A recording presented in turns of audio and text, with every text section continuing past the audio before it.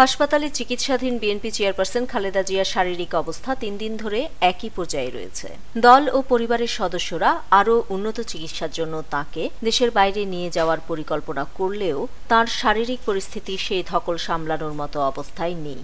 Medical board অনুমোদন দিলে দ্রুত তাকে বিদেশে নেওয়া হবে। তবে গত বুধবার থেকে খালেদা জিয়া সেভাবে সাড়া দিচ্ছিলেন না। 3 দিন পর গতকাল শনিবার তিনি 2-1টি কথা বলেছেন। চিকিৎসকরা জানিয়েছেন, খালেদা জিয়া এক ধরনের গুরুতর শারীরিক পরিস্থিতির মধ্যে আছেন। ধারাবাহিকভাবে তাঁর কিডনির ডায়ালাইসিস করা হচ্ছে। এর একটি শনিবার রাত 10টার দিকে শেষ হয়েছে। এতে তার অবস্থার উন্নতি না হলেও স্থিতিশীলতা এসেছে। খালেদা জিয়া চিকিৎসার জন্য গঠিত মেডিকেল বোর্ডের একাধিক সদস্যের সঙ্গে কথা বলে এসব তথ্য জানা গেছে। তারা জানান, আগামী কয়েকটি দিন অত্যন্ত গুরুত্বপূর্ণ। তার কিডনির কার্যক্ষমতায় স্থিতিশীলতা আনতে হবে। তা না হলে স্থায়ী উন্নতি আসা কঠিন। গত 23 নভেম্বর তাকে রাজধানীর এভার কেয়ার হাসপাতালে ভর্তি করা হয়। শুক্রবার গভীর রাতে তাঁর অবস্থার অবনতি শুরু হয়। তিনি কয়েক বছর ধরে এই হাসপাতালের চিকিৎসকদের তত্ত্বাবধানে আছেন।